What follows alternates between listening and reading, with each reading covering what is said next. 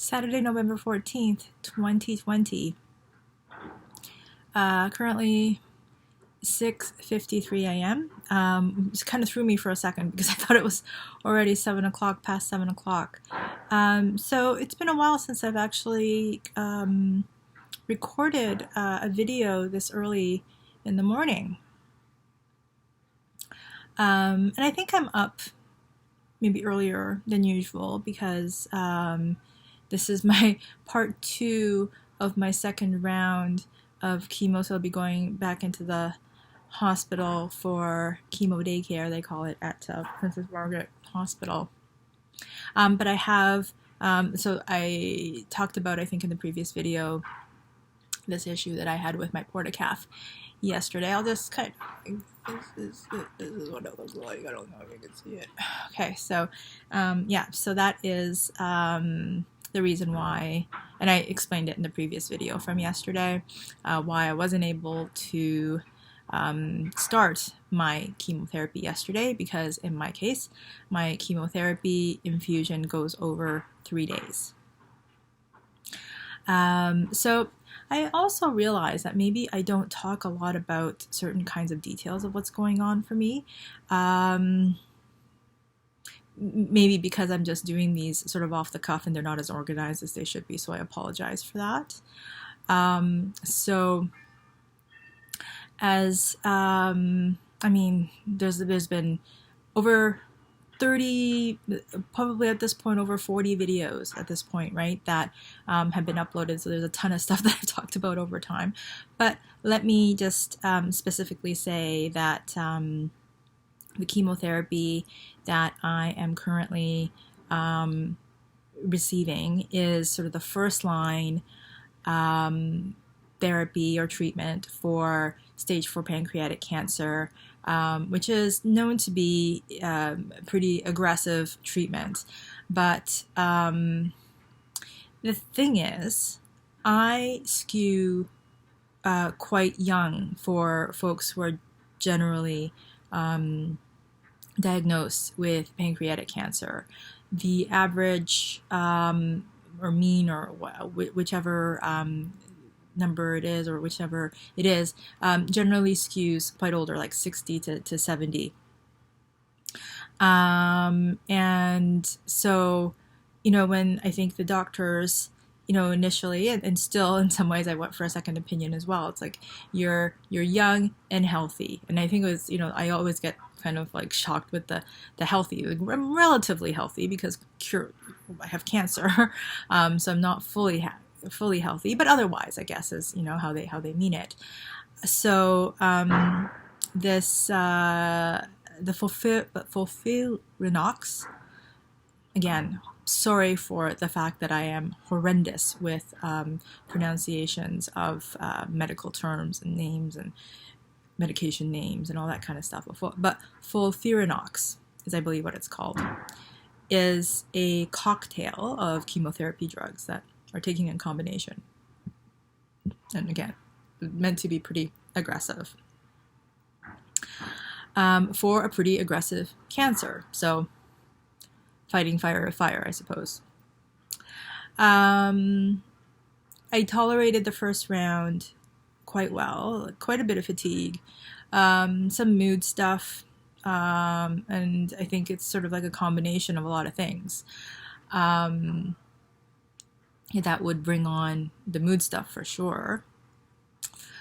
So I now have an eye on that, around, okay, when I'm as tired as I am, and maybe having to rely on more people and to ask for more things, then that is going to not have me maybe feel as good as I do when I'm able to do things for myself and not have to ask for so much help. And also, I got into like a difficult headspace around feeling like a burden to the people that I love, that I'd be too much, that, you know, that it would, you know, that I would be pushing people away, or, you know, that they'll stop caring for me, stuff like that, like, you know. And when I'm saying it now, there's a part of me that's like, what are you talking about? These are people who truly and dearly love and care for you. Like, they're not going anywhere. But we're all humans, and we all can take too much sometimes. And I guess like there's a difference between like full board, somebody just getting sick and tired and leaving, versus a need for them to take care of themselves, just step back for a little bit and come back, right? Because that's I think a necessity for anyone, doing anything intense. So, but when you're when I was in a place where I was feeling pretty down and, low, depressed for a couple of days after, I would say maybe days 3 and 4, maybe 4 and 5 of the last set, the last round, the first round. It was hard. And I went, like, it was like mood wise, it was a challenge. But I think that it's important to try to acknowledge how I'm feeling and know that in the moment that's what I'm feeling, but that it's not permanent. It's going to pass. And to, in that moment, acknowledge and to not push it away, but to honor that moment of, yes, of course, like I would feel this way. Yes, of course, that would be maybe a way that I would interpret that. Doesn't mean it's right, but it's understandable that I would think and feel that way, and that it will pass. That there will be another time where maybe even a few moments from that moment where I'll feel a little bit differently, even a little bit differently, because nothing ever stays completely static. So, that's something, I could say now because I'm feeling good in this moment, or not in that low place or that distress place in that moment. So I can say that. It's just in those moments being able to access those things. So that's what I'm feeling and thinking going into chemo this time around. So, and I think I might have mentioned yesterday that, and maybe a couple of videos this week, that because I had the modified version of the FOLFIRINOX last time, and that didn't include the something called the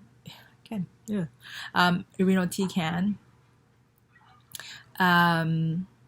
So there's the oxaliplatin plus another chemotherapy drug.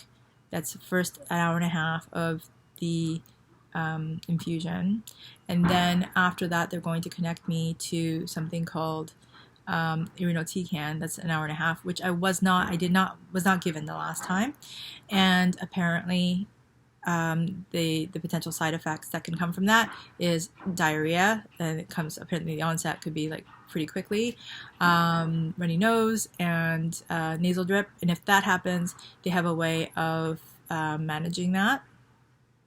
I think almost like an antihistamine or something, or I'm just making that up. So they have a way of managing that by something like another drug. And so they'll monitor for that for the first for during the infusion, but they'll also continue to monitor me for at least an hour afterwards. And then after that, they're going to connect me to the pump. I called it FU5 yesterday. I think it's actually 5FU. I don't know. Either way, there's a bunch of FUs in it. So that's what's happening today. And the pump that gets connected is connected to me for 46 hours. And once it starts infusing, there is like this balloon in the inside that kind of decreases all the time, over time, which is that's the mechanism that's infusing that particular medication into me. And so I'm supposed to be probably done at the hospital today. I'm going to be going in at 9, so I'll have to leave in an hour and a bit. 9, and probably done about 2 or 3 today. And then I'll be home and probably pretty exhausted, trying to be mindful of the kind of things that I was talking about today. and probably more tired than I was the last time because of the addition of the irinotecan. Tomorrow is just infusion, dealing, whatever's happening. And Monday is when I get the pump removed at a nurse's clinic. And then, so that would be day 3. And so I am anticipating that day 4 and 5, which is going to be Tuesday and Wednesday, are going to be days where I'm going to be pretty tired. But it turns out I have some appointments next Tuesday and Wednesday.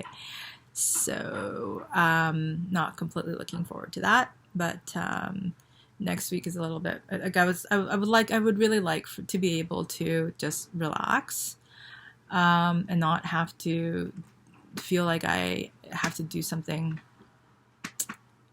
intense, because some of these actually the appointment on Wednesday is a palliative appointment, so comfort care, end of life planning, that kind of stuff. But there's studies that have shown that the prognosis for folks who are, better prepared have